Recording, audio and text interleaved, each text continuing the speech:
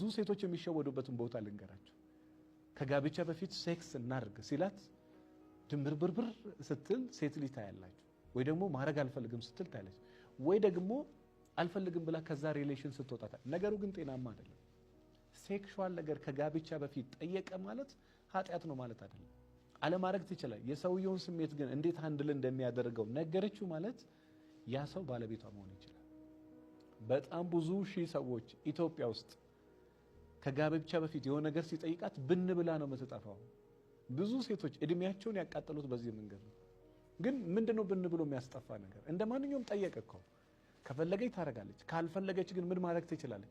ስሜቱን ባላንስ ማድረግ ትችላለች። የሱን ስሜት እንደማንኛውም ሰው ገላ ስላለው ስሜት ስላለው እኔ ምን አውቃለሁ መሰላችሁ?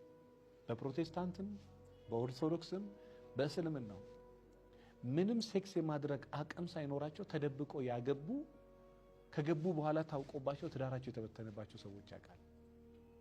ከጋብቻ በፊት የሆነ ስሜት አለኝ ብሎ ሲናገሩት በቃ ያው ፍላጎት አለው ማለት። ፍላጎት ደግሞ በራሱ ችግር ነው? ችግር አይደለም። መጠየቁ ችግር ነው? ችግር አይደለም።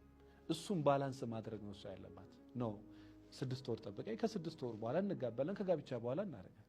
ነው ይሄን ያህል ወር ጠብቀኝ፣ ይሄን ያህል ወር ከጠበቀኝ በኋላ ይሄን ነገር እርግጠኛ ሆናል፣ እርግጠኛ ሰው ነው ማድረግ ይችላል እንጂ የሆነ ነገር በጠየቀ ቁጥር ብን ብላ የምትጠፋ ከሆነ 30 ወንዶች በህይወቷ ይመጣሉ፣ አንዱም ላይ ያገባት ይችላል። በዛ መካከል እሷም እድሜ ሊሄድ ይችላል። መጨረሻ ላይ ዛሬም ያለችው ነገር ነገ ልታረገው ትችላለች።